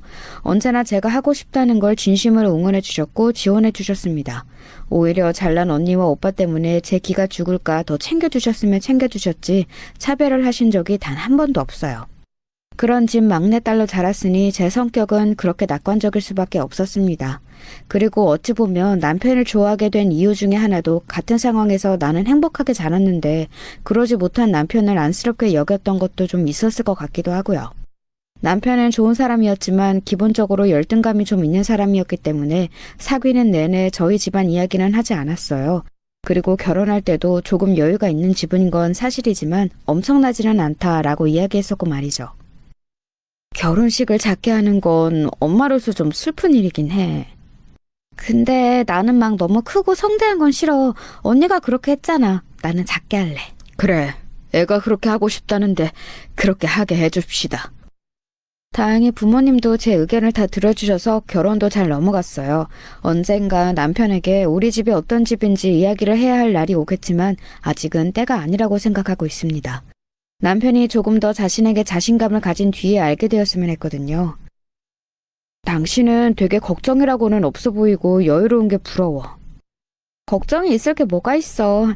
열심히 살다 보면 다 길이 나올 거라 믿는데. 가끔 보면 되게 부잣집에서 공주님처럼 자란 사람 같을 때가 있단 말이야. 그렇게 말하면 늘 웃었습니다. 아니라고는 말 안 했어요. 사실이니까요. 하지만 이런 긍정적이고 낙관적인 저에게도 고민은 있었습니다. 바로 시댁 식구들이었어요. 시댁 식구들은 좀 속물적인, 아니 좀 많이 속물적인 사람들이었는데 그것 때문에 충격받고 놀란 일이 꽤 있었거든요. 남편의 형, 그니까 아주버님은 서울에서 대기업을 다니셨어요. 남편의 회사도 충분히 좋은 회사였지만 아주버님의 회사만 못했습니다. 그리고 형수님, 그러니까 저한테는 형님 되시는 분이 의사셨거든요. 물론 아주버님도 좋은 학벌과 회사에 다니고 있지만 형님이 객관적인 배경이 더 좋기는 했어요. 형님의 집안도 대대로 의사 집안이라는 이야기를 들었었거든요. 엄마한테 물어보니 아시는 분들이라고 하긴 하더라고요. 근데 나는 그 사람들 별로 안 좋아해. 왜? 좀 속물이야. 니네 아빠한테 잘 보이려고 맨날 안 해도 될 말 같은 거 하고 그러는 거 나는 좀 보기 싫더라. 형님네 부모님들도 그런 거 같더라고요. 아무튼 저희 시댁 식구들이 그랬어요. 그게 노골적으로 티가 나는 부분들이 있었는데 예를 들면 이런 부분들이었습니다. 아이고, 우리 의사 며느리 왔어? 얘가 우리 큰 며느리, 의사야 의사. 말끝마다 그리고 보는 사람마다 형님이 의사라는 이야기는 빼놓지 않았어요. 저는 어릴 때부터 엄마와 언니 그리고 지인들 주변에 아는 의사들이 너무 많았기 때문에 그걸 그렇게까지 자랑하는 심리가 사실 이해가 잘 가진 않았지만 굉장히 자랑스러우신가 보다 하고 넘겼습니다. 하지만 그건 그냥 에고에 가까운 거였고 사실 진짜 문제는 그게 아니었어요. 집에서 그냥 살림이나 하지. 그 작은 카페 뭐 얼마나 번다고 동네 부끄럽게. 그런 장사를 한다는 것 자체를 시어머니는 마음에 들어하지 않았어요. 우리 집안은 부와 명예에 품격이 있는 집안인데 둘째 며느리가 동네에서 아줌마들 상대로 커피나 팔고 있다 이렇게 생각하셨거든요. 동서, 그거 얼마나 벌어? 그래도 꽤 벌어요. 한 2, 300? 그게 꽤 버는 거야? 내 월급의 반의 반도 안 되는데? 하루 종일 일하잖아. 알바도 안 쓰고. 동네 장사로 이 정도 벌면 많이 버는 거죠. 그리고 작은 가게 알바 쓸 게 뭐 있다고 써요. 혼자 해도 충분한데. 사실 조금 가짜긴 했어요. 형님이 번다는 그 엄청난 월급도 저희 집 재산에 비하면 모래 한 톨도 안 되는 수준이니까요. 뭐 형님은 모르니까 그런 소리를 할 수 있는 거였겠지만요. 문제는 그런 일이 갈수록 잦아졌다는 겁니다. 거의 숨쉬듯 저를 무시했어요. 물론 저는 실제로는 그렇지 않으니까 모든 걸 한 귀로 듣고 한 귀로 흘릴 수 있었지만 그 사람들의 저급함에는 매번 환멸을 느꼈습니다. 남편이 늘 저에게 미안했어요. 그런 남편을 보는 게 마음이 아파서 늘 참았습니다. 시댁은 가족들 간에 딱히 사이도 좋지 않으면서 모임은 굉장히 자주 가졌었거든요. 제가 생각하기엔 거기엔 두 가지 이유가 있는 것처럼 보였답니다. 첫 번째는 시아버지의 재산이었어요. 물론 저희 집처럼 굉장히 재산이 많이 있는 건 아니었지만 그래도 꽤 많은 재산이 있는 집이긴 했거든요. 그래서 형님과 아주버님은 시아버지에게 굉장히 잘 보이고 싶어 했습니다.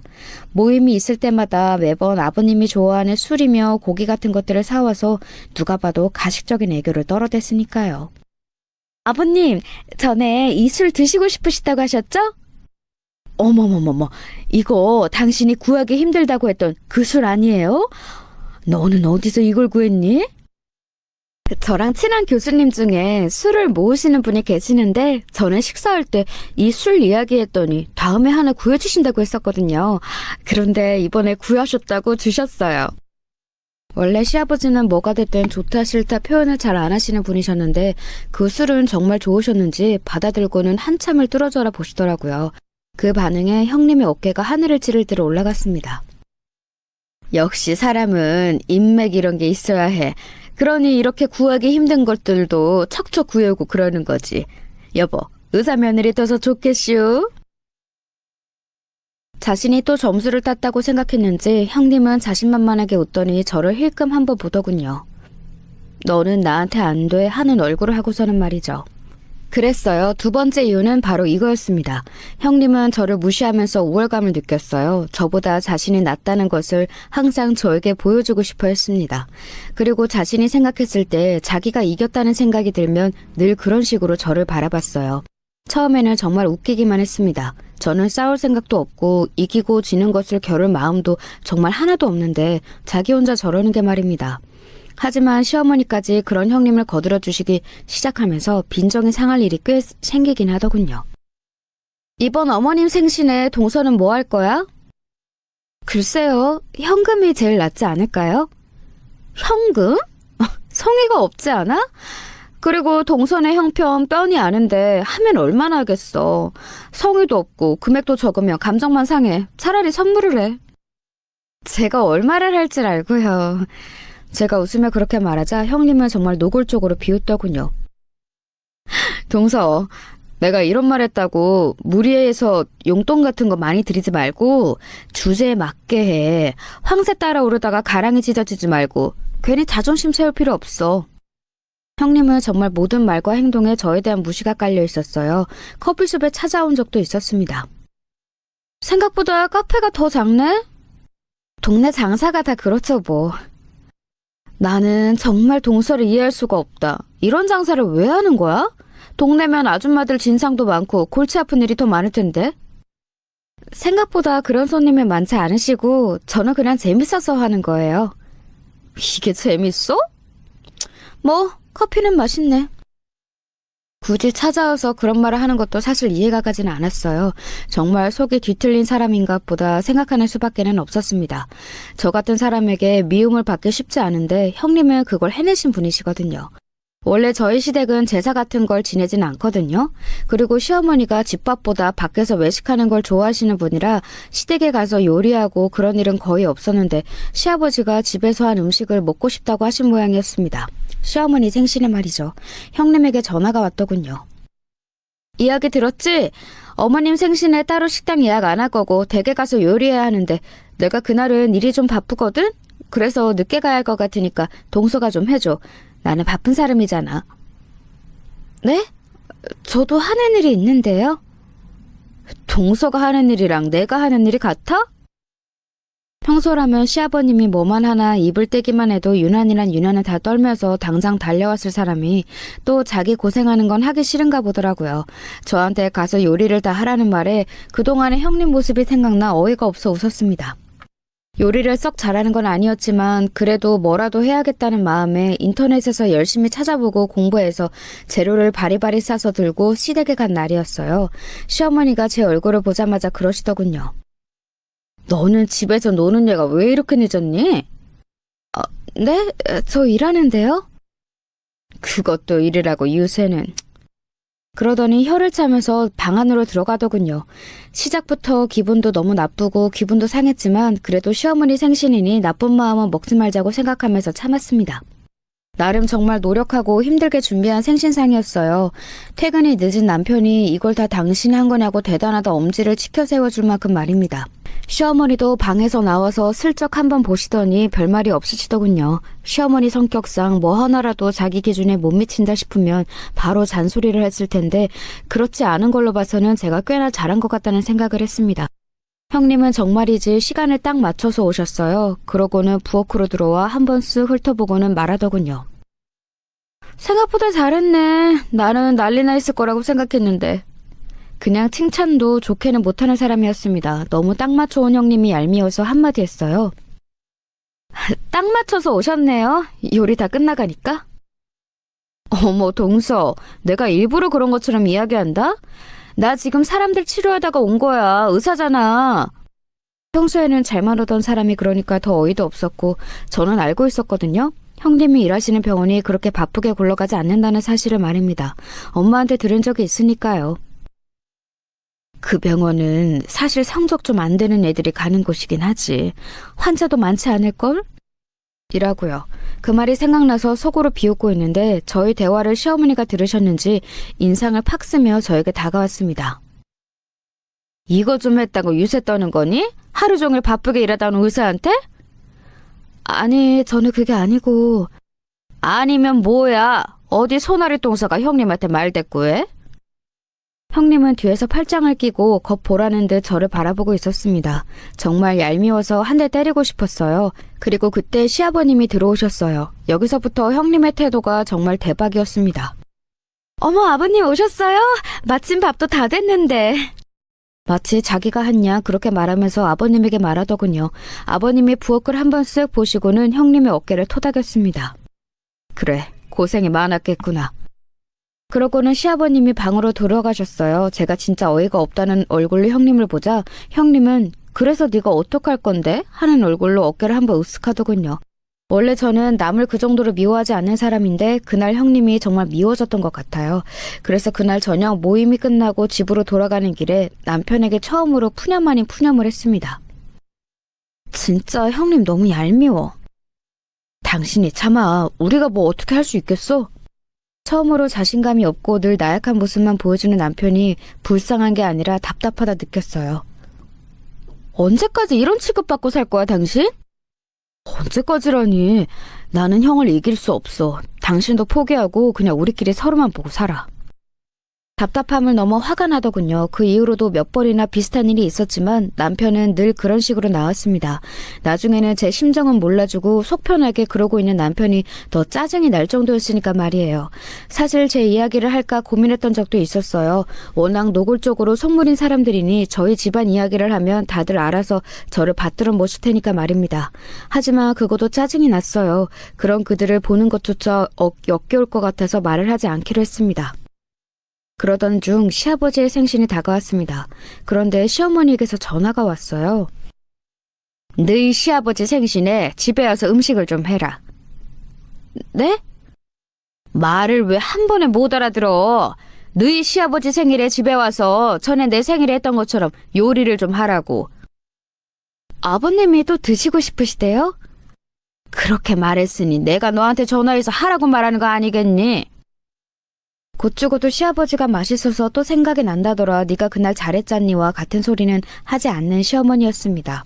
그 전화를 받고 났는데 약간 심술이 나더라고요. 아니 사실 저로서는 당연히 그럴 수 있는 문제긴 하잖아요. 고생은 제가 있는 대로 다 했는데 정작 자기가 한 것처럼 칭찬을 들은 건 형님이었고 근데 그날 음식이 또 드시고 싶다고 하니 나한테 이야기는 해야겠는데 죽어도 네가 잘했다는 칭찬은 해주기 싫고 그 마음이 진짜 너무 못됐더라고요. 내가 없으면 어떻게 되나 보자. 시아버지 생신날 아침 시어머니에게 전화를 했습니다. 왜 안 오고 전화를 하니? 제가 몸이 너무 안 좋아서 병원에 가봤더니 독감이라네요. 전염성이 너무 높은 독감이라 사람을 만나면 안 될 것 같아서요. 그리고 열도 너무 많이 나서 음식을 하기에도 무리일 것 같고. 시어머니는 왜 몸 관리를 제대로 안 했냐, 이런 날 아프면 어떡하냐 구구절절 제 탓을 하는 말들을 해대셨습니다. 아프다는 사람에게 말이죠. 괜찮냐는 말 한마디 들을 수 없었어요. 물론 예상한 일이었지만 직접 확인하니 남아있는 정마저 다 떨어지는 기분이 들었습니다. 남편은 시아버님 생신에 갔다가 일찍 집으로 왔어요. 아프다며 괜찮아? 일찍도 물어본다. 미안, 정신 없었어. 괜찮아? 약 먹고 일어났더니 좀 괜찮아졌어. 남편에게 물어보니 제가 아프다는 소식을 뒤늦게 들은 형님이 재빠르게 어디선가 음식들을 사온 모양이더라고요. 근데 그걸 시아버지에게 들켰다더라고요. 전에 요리한 게 저라는 사실을 알게 된 모양이었습니다. 그래서 작은 애는 괜찮냐, 고생시켜 아픈 거 아니냐 하며 제 편을 들어주셨다고 하더라고요. 아마 시어머니와 형님은, 특히 형님은 속으로 어마어마하게 제 욕을 하고 있겠죠. 아니나 다를까 며칠 뒤에 카페로 찾아왔었습니다. 아프다더니 멸정하네? 며칠을 알았더니 좀 괜찮아졌어요. 그런 사람 치고는 혈색도 괜찮은데? 제가 괜찮은 게 싫으신 분처럼 말씀하시네요. 제 그 말에 입을 꾹 다물더군요. 그러고는 한참을 카페를 두리번거리더니 원래 하려고 했던 말을 하기 시작했습니다. 일부러 그런 거지? 나 엿먹으라고? 제가 뭘 일부러 그래요? 동서가 음식한 거 내가 한 것처럼 그래서 이번에 복수한 거 아니야? 형님 전에 일부러 그러신 거였어요? 제가 시치미를 뚝 떼며 이야기했어요. 형님은 스스로 자신이 지난번에 일부러 요리를 자기가 한 척 한 거라는 걸 인정한 게 되어버렸습니다. 그걸 본인도 깨달았는지 입술을 꽉 깨물더군요. 자기 꾀에 자기가 넘어간 거죠 뭐. 누가 그렇대? 동서가 그렇게 오해하고 그런 행동을 한 건가 싶어서 물어본 거지. 사람이 아팠다는 걸 왜 고지고대로 안 듣고 그렇게 꼬아서 생각하세요? 보통 사람들은 진짜 아팠나 보다 하지. 형님처럼 제가 나 일부러 엿먹이려고 안 아픈데 그런 척하는 거라고 생각을 못하고 안 해요. 그런 생각 해본 적 있는 사람들이나 그렇게 생각하지. 제 말에 형님은 한마디도 하지 못하고 돌아갔어요. 자기가 저한테 큰 소리 뻥뻥 치러 왔다가 본인 허물만 말해주고 돌아간 셈이 되어버린 거죠 뭐. 그 이후로 형님의 괴롭힘은 더 심해졌습니다. 아주 노골적이었어요. 물론 시어머니도 가세했고 말입니다. 함께 쇼핑하러 가자고 불러놓고는 저를 짐꾼처럼 대하지 않나 무시하면서 막말하는 것도 점점 심해졌습니다. 그래서 어느 날은 참지 못하고 남편에게 이야기했어요. 나 도저히 못 참겠어. 이제 당신네 식구들이 불러도 안 나갈 거야. 당신이 조금만 더 참아. 얼마나 더 그러시겠어. 뭘 더 얼마나 참으라는 거야? 당신은 내가 무시당하는 게 아무렇지도 않아? 그냥 한 귀로 듣고 한 귀로 흘리면 돼. 그리고 뭐 우리가 형님네보다 떨어지는 건 사실이니까. 남편의 그 말에 솔직히 충격을 많이 받았어요. 자존감이 낮다고는 생각했지만 본인뿐만 아니라 저도 그렇게 깎아내리고 있을 거라는 생각하지 않았었거든요. 정말 그렇게 생각해? 실제가 그렇잖아.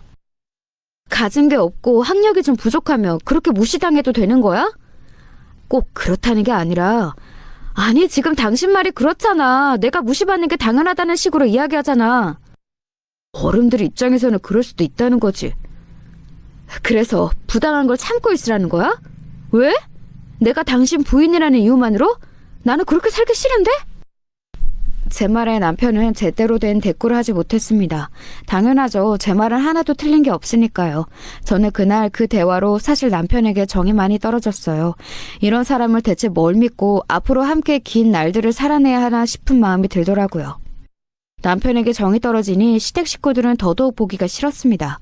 그래서 나오라는 연락을 받아도 이 핑계 저 핑계 대가며 나가지 않았어요. 그러던 중 시어머니와 형님이 제 카페를 찾아왔더라고요. 언제 봐도 참 이 카페는 왜 하는지 모르겠구나. 저는 이미 어느 정도는 마음이 든 상태였기 때문에 삐딱한 투로 대답했습니다. 그 이야기 하러 오셨어요? 어머, 동서, 말투가 그게 뭐야? 너는 어떻게 된 게 점점 버릇도 없어지니? 둘이 함께 쿵짝이 잘 맞아서 저에게 듣기 싫은 소리를 해댔어요. 그 말이 멈춘 건 저희 가게의 손님들 덕분이었습니다. 수근거리며 시어머니와 형님을 욕하는 게 들렸거든요. 시어머니와 형님은 손님들 눈치를 한번 쓱 보더니 본론을 이야기했어요. 나도 여기 좋아서 온 건 아니고 네 시애비가 그때 먹었던 집밥 타령을 하도 많이 해대서 왔다. 아니 그 양반이 대체 왜 그러나 몰라. 늙었으면 아무거나 좀 먹지. 하여간 고집도 세고 본인 하고 싶은 건 꼭 해야 하고 곱게 좀 늙지. 어머니 밥만 돼도 참 좋을 텐데 그쵸? 그러게나 말이다. 성격 같아서는 바로 거절했을 텐데 뒤에서 그렇게 욕을 먹고 있는 시아버지가 안쓰럽다는 생각이 조금 들더군요. 순전히 가진 재산 때문에 앞에서는 웃고 뒤에서는 저렇게 욕하는 가족들이 있다는 게 말입니다. 좀만 기다리세요. 정리 좀 하고요. 그래서 저도 모르게 그냥 해줘야겠다고 생각하고 대답했어요. 물론 곧 후회했지만 말입니다. 음식 재료들을 사서 같이 걸어가는데 갑자기 빗방울이 하나둘 떨어지더라고요. 저는 양손에 짐을 다 들고 있어서 어떻게 해야 하나 곤란해하고 있는데 가벼운 짐 하나만 든 형님을 시어머니가 바라보며 말하더군요. 아이고 이를 어쩌나. 우리 며느님 비 맞으면 안 되는데. 그리고서는 자기 가방에서 우산을 꺼내 펼쳐들었습니다. 우산 들고 와서 다행이네 그래. 그러고선 저를 돌아보고 말했어요. 우리 먼저 갈 테니까 너도 얼른 와라. 제가 너무 어이가 없어서 황당한 얼굴로 되물었습니다. 네? 정말이지 사람 취급을 못 받는다는 느낌을 그렇게 직접적으로 받을 수도 있구나 하는 생각이 들었습니다. 제 이런 마음은 전혀 신경이 쓰이지도 않는다는 듯 시어머니는 말을 이어갔어요. 우리 의사 며느리 비 맞고 감기라도 걸리면 큰일 아니니? 너는 그냥 뛰어와. 그리고는 두 사람은 앞서갔더군요. 저를 비웃듯 바라보는 형님의 표정이 눈에 들어왔습니다. 두 사람이 제 시야에서 사라지는 동안 멍하니 그 자리에 서 있었어요. 빗줄기가 거세져 정신이 돌아왔습니다. 무거운 짐을 들고 있어서 제대로 뛸 수도 없었고 이미 다 젖어서 소용이 없었어요. 시어머니의 집에 도착하니 제 꼴을 보고 두 사람을 비웃듯 웃더라고요. 정말 머리부터 발끝까지 화가 났습니다. 아이고, 이거 음식 재료들 다 젖었네. 그러게, 좀 빨리 좀 띄워오지. 너는 어떻게 된 애가 행동도 꿈뜨니? 일단 내 옷 좀 가져다 줄 테니까 갈아입고 음식부터 해. 너희 시아버지 들어오시기 2시간 정도 남은 것 같다. 미안하다는 사과 한마디 없이 저를 비웃던 두 사람은 제가 아닌 음식 재료들 걱정부터 하더군요. 정말이지 오만정이 다 떨어지다 못해 누군가를 증오하면 이런 느낌이 들 수도 있구나를 깨닫게 되는 순간이었습니다. 그리고 그 순간 결심했어요. 이 집에 가족으로 살지 않겠다고 말이죠. 저 요리 안 해요. 뭐? 두 분이 알아서 하세요. 저 안 해요. 동서, 지금 미쳤어? 안 미쳤고 그 어느 때보다 정신이 멀쩡하거든요. 저 요리도 안 할 거고 이제 이 집 며느리도 안 해요. 그러고는 돌아서서 그 집을 나왔습니다. 집으로 가 제 짐을 싸면서 부모님께 전화했어요. 엄마 목소리를 들으니 정말 서러워서 눈물이 나왔습니다. 아무 말도 못하고 한참을 오열하다 겨우 상하 성명을 하고는 더는 못하겠다고 했더니 당장 데리러 온다고 하시더군요. 그때 다시 한번 깨달았습니다. 저는 저를 이렇게나 사랑해주는 가족들이 있다는 사실을 말입니다. 그렇게 짐을 챙기고 있는데 소식을 들었는지 남편이 시어머니와 형님과 함께 집으로 왔어요. 너 그동안에 좀 봐줬더니 어디서 배워먹은 버릇이야? 뭐? 며느리를 안 해? 그거 좀 시켰다고 하기 싫어서 집에 와서 짐을 싸고 있어? 동서, 진짜 잘 생각해. 동서 이러고 나간다고 아무도 안 잡아. 아쉬운 건 동서지 우리가 아니라니까? 끝까지 정말 끝까지 한 대 때리고 싶은 말만 골라서 하더군요. 여보, 일단 진정을 좀 하고. 너는 말리지는 못할 망정 네 엄마랑 형수까지 끌고 왔니? 한 번도 보지 못한 제 모습에 남편이 굳더군요. 어머머머, 얘 봐라. 정말 미쳤나 보네? 제가 요리를 하기 싫어서 집을 나가는 거예요? 제가 그래서 이혼하겠다고 하는 거예요? 말은 바로 하셔야죠. 여태 저 사람 취급 안 하고 무시하셨잖아요. 오늘만 해도 그래요. 양손에 짐 들고 있는 며느리한테 우산도 안 주고 자기들끼리 그러고 갔으면 비 쫄딱 맞고 온 사람한테 미안하다, 수고했다 한마디는 해야 그게 제대로 된 인간인 거죠. 그런 사람 비웃으면서 음식재료 걱정부터 해요? 제가 이런 사람 취급도 못 받는 집에서 계속 살아야 해요? 왜요? 내가 뭘 또 언제 비웃었다고 그러니? 그럼 안 비웃으셨어요? 괜찮냐, 수고했냐 말 한마디라도 하셨고요? 제 말에 시어머니는 꿍얼거리더군요. 뭘 그렇게 대단한 거 한다고 유세를 떨어. 유세가 아니라 기본적인 인간 취급도 안 해주니까 이러는 거 아니에요. 당신 화난 거 알겠는데 어른들한테 소리는 지르지 마. 그 말을 하는 남편을 노려봤습니다. 정말 한 대 치고 싶었어요. 제가 부들부들 떨면서 남편을 노려보니 남편도 놀란 듯 주춤하긴 하더라고요. 나는 너한테도 정 다 떨어졌어. 이혼서를 보내면 사인할 준비를 하고 있어. 그래, 이혼하자면 하지. 뭐 우리가 무서워할 줄 아니? 너 같은 며느리는 뭐가 아쉬워서 바지가랑이라도 잡을 줄 알고 이러나 본데. 그때 저희 부모님이 문을 열고 들어오셨어요. 아빠는 표정이 험악했고 엄마는 이미 눈에 반쯤 눈물이 고여 있었습니다. 남편은 저희 부모님을 보자마자 놀라서 그 자리에서 굳었어요. 장인어른, 장모님. 아빠는 그런 남편을 거들떠보지도 않고 곧장 저에게 다가와 제 젖은 몸을 살폈습니다. 우리 막내 괜찮니? 감기 걸리겠다. 아이고, 몸도 약한 애가. 다른 건 다 상관없다는 듯 제 걱정부터 하시는 부모님의 모습에 다시 한번 왈칵 눈물이 흘렀습니다. 그런 저희의 모습을 시어머니와 형님 그리고 남편이 조금 곤란한 얼굴로 보고 있었어요. 지들도 사람이면 그러긴 해야겠죠. 하지만 이내 뻔뻔하게 말을 했습니다. 대개 따님이 먼저 잘못한 거예요. 밖에서 우리 애가 하는 이야기 다 들었습니다. 비 오는 날 짐 든 애 그런 취급을 하셨다는 이거 하나만 봐도 그동안 어떻게 하셨을지 눈에 보이네요. 저희 엄마는 굉장히 똑똑하고 논리적이시거든요. 차분하게 이야기하는 엄마의 모습을 보고 시어머니가 당황한 듯 보였어요. 엄마는 옆에 형님을 보고도 말을 이었습니다. 그쪽 부모한테 딸 교육을 어떻게 했길래 이 모양으로 키우셨는지 전화해서 좀 물어봐야겠어요. 저희 엄마 말에 형님이 눈을 동그랗게 뜨고 물었습니다. 저희 부모님한테요? 무슨 수로요? 뭐 114에 물어보시게요? 그 말에도 인성이 묻어나왔어요. 지금 말하는 것만 봐도 인성이 보이네. 이 교수 자식 농사를 너무 못 지으셨네. 엄마가 정말로 자신의 부모님을 아는 것 같은 말을 하자 형님은 그제서야 많이 놀란 듯 말을 더듬기 시작했습니다.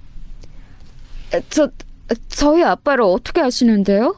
뭐 환자라도 되셨어요? 강병원 박수정 교수라고 말하면 아버지가 아실 거예요. 엄마가 자기 이름을 밝히자마자 형님의 얼굴이 사색이 되기 시작했습니다. 엄마 이름을 모르는 사람은 없다고 들었거든요. 의사라면 말이죠.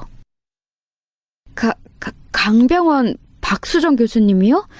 그쪽이 아니 동서 어머님이 박수정 교수님이시라고요? 네, 저희 엄마 이름이 박수정이에요. 직업은 대학병원 교수시고. 제 말에 남편은 물론 시어머니도 굳었습니다. 물론 제일 놀란 건 형님이긴 했지만 말입니다.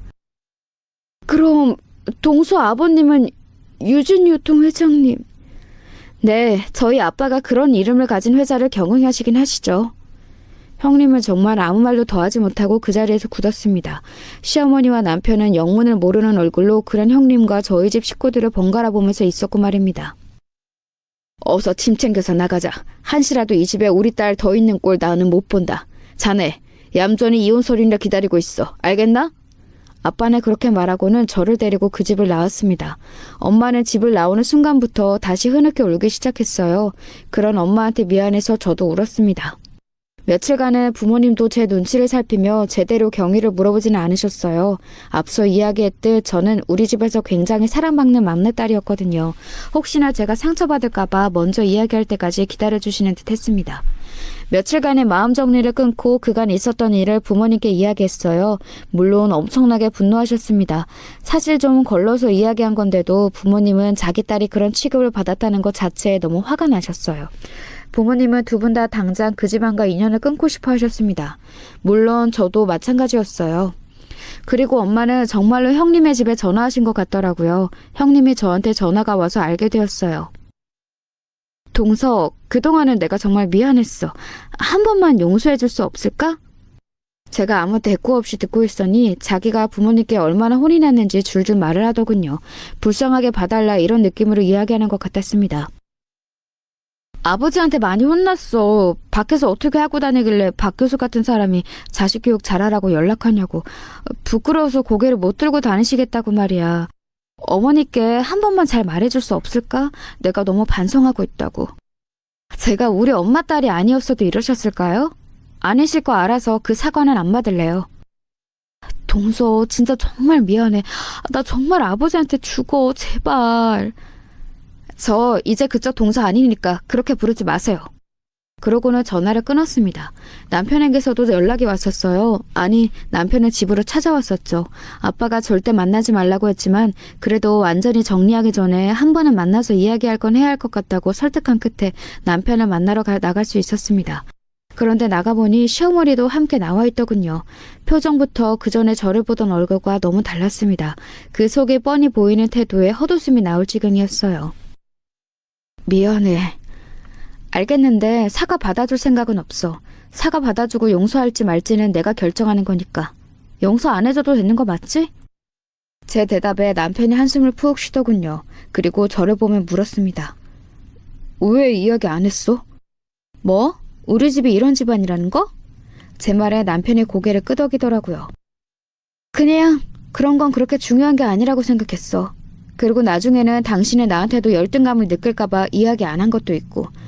그래도 뭐 언젠가는 이야기했겠지. 우리가 잘 살았다면. 제가 그렇게 말하는데 시어머니가 끼어들었습니다. 지금이라도 노력하면 잘 살 수 있다, 아가. 아가, 처음 들어보는 말이었어요. 사람 취급 못 받던 며느리가 순식간에 아가가 되더라고요. 시어머니의 그 180도 달라진 태도에 웃으며 대답했습니다. 아주 단호하게 말이죠. 어쩌죠? 저는 노력을 할 생각이 없는데. 너는 안 해도 된다. 우리가 하마.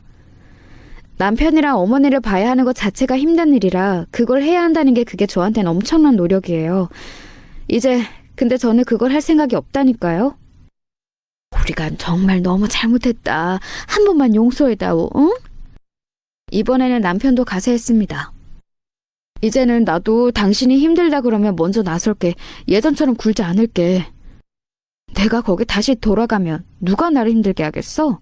우리 집이 어떤 집인지 이제 다 알았는데 알아서든 모시겠지. 근데 지금 그게 중요해? 내가 당신이랑 당신 집안의 오만정이 다 떨어져서 더 이상 얼굴을 보고 싶지 않은데? 우리가 많이 노력하마. 제가 그러고 싶지 않다니까요? 제가 왜 보기만 해도 짜증이 나고 화가 나는 사람들을 참아주면서 그 집으로 다시 들어가야 하는데요? 저한테 뭐가 남아서? 제 말에 두 사람 다 꿀먹은 벙어리들처럼 입을 다물더군요. 그런데도 아직은 포기가 안 되는 모양인지 우물쭈물했습니다. 나는 그 집으로 절대 다신 안 들어가. 그니까 우리 아빠가 변호사 수십 명 싸가면서 소송 걸기 전에 내가 보낸 서류에 사인이나 해. 그렇게 말하고는 돌아서서 나왔습니다. 통쾌하더라고요. 아빠가 혹시나 하는 마음에 집 앞에서 저를 기다리고 계셨습니다. 괜찮다고 말하며 웃었어요. 언니와 오빠도 이 사실을 다 알게 되었습니다. 특히 언니는 정말 화가 많이 난 것 같았어요. 저희 형님과도 건너 아는 사이인 것 같더라고요. 내가 대신 복수해줬어. 무슨 복수? 좀 물어보니까 안 그래도 능력도 없는데 주제도 모르고 설친다고 평이 안 좋더라고. 그래서 내가 슬쩍 말을 보태줬지. 알지? 내 동기들 원래 내 말 다 믿는 거. 걔는 직어국 출신이라 어차피 여기서 인맥도 없어서 맨날 모임 같은 데 끼고 싶어도 못 끼는 것 같더라고. 근데 아예 못 끼게 내가 만들어줬지. 언니한테 들으니 지방대 의대 출신인 형님은 의사들 모임에 매번 나오고 싶어 했다더라고요. 저희 언니야 뭐 서울에 있는 인류대 의대 출신인데다가 집안도 좋고 능력도 좋으니 그런 모임에서 언제나 중심이 되는 사람이었다고 말입니다. 그런 언니의 입에서 형님의 험담이 나왔으니 형님의 그 꿈은 완전히 엎어진 거나 다름없는 거였죠. 얌전히 있으면서 너한테 조금 잘하기만 했어도 인맥이 알아서 굴러 들어왔을 텐데 걔도 진짜 지금 땅을 치며 후회하고 있을 거다. 지가 얼마나 어리석었는지 뼈저리게 후회하면서 말이야. 사실 그러고 얼마 지나지 않아 형님에게 전화가 오긴 했었어요. 우는 소리를 해대며 이것저것 물어보시길래 제가 말했습니다. 저는 우리 언니한테 형님을 어떻게 해달라 이야기한 적 한 번도 없어요. 심지어 언니는 저한테 이야기를 들은 것도 아니고 엄마한테 들었는데요. 뭐 그러니까 저한테 본인이 그런 일을 당했다고 전화해서 이야기해도 아무 소용도 없으니까 그냥 본인 역경은 본인 헤쳐나가세요. 그 정도도 못 버티면 어떡해요? 저도 그 거지 같은 집안에서 3년을 버텼는데. 한동안은 정말 이 사람 저 사람에게 사과받느라 정신이 없었어요. 남편, 시어머니, 형님뿐 아니라 형님의 부모님 그리고 시아버님에게까지 말이죠. 시아버님까지 찾아오셔서 사과하시니 더는 복수다 뭐다 할 마음도 사라지긴 하더군요. 사실 제가 뭐 딱히 나서서 복수를 제대로 한 건 없었지만 말입니다. 남편이 제가 보낸 이혼 서류에 사인을 해주지 않아서 변호사가 찾아가셨습니다. 거기서 제 변호사가 조목조목 다 이야기했나 보더라고요. 만약 소송으로 가면 저희 집은 어마어마하게 변호사를 붙일 거고 패소하시면 그 소송 비용까지 남편이 물어야 한다는 것과 제가 정신적 피해 보상을 요청할 수 있다는 것까지 전부 다 말입니다. 변호사가 다녀온 날 남편이 저에게 전화가 와서 마지막으로 묻는다며 물었어요. 진짜 꼭 이혼을 해야겠어? 여태 내 말을 뭘로 들었어? 나는 당신이랑 다시 잘해볼 생각이 정말 눈꼽만큼도 없어. 그러니까 얼른 도장이나 찍어. 일 더 크게 만들지 말고. 남편은 그제야 도장이 찍힌 이혼 서류를 저에게 보내왔습니다. 그래도 막상 이혼하게 된다면 어딘가 서운하거나 한 마음이 들 수도 있다고 생각했는데 전혀 아니더군요. 시원하기만 했습니다. 그래서 다시 한번 느꼈어요. 제가 그 집안에서 얼마나 힘들었는지 말입니다. 이혼이 성립되던 날 남편과 마지막으로 밥을 먹기로 했어요. 그래도 한때 사랑해서 결혼했던 사람인데 마지막은 좋게 헤어지고 싶은 마음도 조금 있었거든요. 남편은 그새 조금 지쳐 보이긴 하더라고요. 엄마가 내 탓을 많이 하셔. 당신 탓? 네가 좀 더 잘해줬으면 당신이 그렇게 하셨어도 네가 버텼을 거라고. 그리고 왜 결혼하는 부인 집안이나 배경 같은 거 물어볼 생각을 안 했냐고. 충분히 그러시고도 남을 뿐이라는 생각이 들어서 웃음이 나왔습니다. 어머님 탓이네. 그래도 다행인 건 이제 아버지가 가만히 안 계신다는 거지 뭐. 원래 저희 시아버님은 나서서 뭔가를 이야기하지는 않으셨거든요. 근데 이번 일 이후에 시어머니와 형님을 크게 혼냈다고 하시더라고요. 사람에게 막말하고 무시하고 그런 거 제발 고치라고 부끄럽지도 않냐고 말이죠. 아버지가 어머니한테 그 나이 먹고도 정신 못 차리면 나중에 더 늙어서 자식뿐 아니라 나한테도 버림받을 수 있으니까 이제는 제발 정신 차리라고 하셨어. 어머니가 아버지 그런 모습 처음 봐서 많이 놀라신 것 같긴 하더라. 진작에 좀 그러시지라는 생각이 들긴 했지만 뭐 이미 되돌릴 수 있는 일은 아니었으니까요. 그리고 형님 이야기도 좀 들을 수 있었습니다. 형수님도 처음에는 나 찾아와서 너 그런 집 딸인 거 정말 몰랐냐고, 그게 말이 되냐고 따지시더니 지금은 조용해지셨어. 형 말로는 뭐 어디 모임에 들어가고 싶어서 기를 쓰고 노력하던 게 있는데 그게 자기 일 소문이 다 나서 억울해졌다나 뭐라나. 자기 의사 인생 더 피기는 힘들어졌다고 기가 팍 죽었다던데. 저희 언니가 있는 그 모임을 말하는 것 같았습니다. 남편은 이런저런 말을 하더니 한동안 가만히 아무 말 없이 저를 보더군요. 그리고 말했습니다. 당신은 그런 대단한 집안에서 그런 잘난 언니 오빠를 두고서도 자존감이 높은 이유를 생각해봤는데 부모님이 당신을 차별하지 않고 너무 사랑해서 그런 것 같다는 결론을 내렸어. 뭐 그것도 이유가 있겠지. 우리 엄마 아빠는 그런 거로 한 번도 나를 차별한 적이 없으니까. 나도 차별받고 자라지 않았으면 당신처럼 당당하게 클 수 있었을까? 지금이라도 늦지 않았으니까 노력해봐. 제 말에 고개를 끄덕이는 남편의 모습을 보며 나온 밥을 먹었던 기억이 남편과의 마지막 기억이네요. 그러고는 한 번도 보지 못했어요. 아마 어딘가에서 잘 살고 있겠죠. 그렇게 생각하려고 합니다. 그게 제 마음이 편하니까요. 그 집안 식구들과도 그 이후로 연락한 적은 없습니다. 간간히 형님만 다시 그 모임에 들어오기 위해서 다시 굉장히 노력하고 있다는 이야기만 들리고요. 참 어떤 이무에서 열심히 사시는 분이세요. 제 이야기는 여기까지입니다. 세상에는 자기보다 못해 보인다는 이유로 차별을 해도 되는 사람과 차별받아도 되는 사람은 없어요. 설사 제가 이만큼 배경이 좋지 못했더라도 그건 그들이 잘못한 일이고 반성해야 하는 일입니다. 많이 괜찮아졌다고 생각했는데 이야기하다 보니 조금 우울해지긴 하네요. 그때 힘들었던 때가 생각이 나서 말이에요. 하지만 후련하기도 합니다. 이제 정말 끝났으니까요. 긴 이야기 들어주셔서 감사합니다.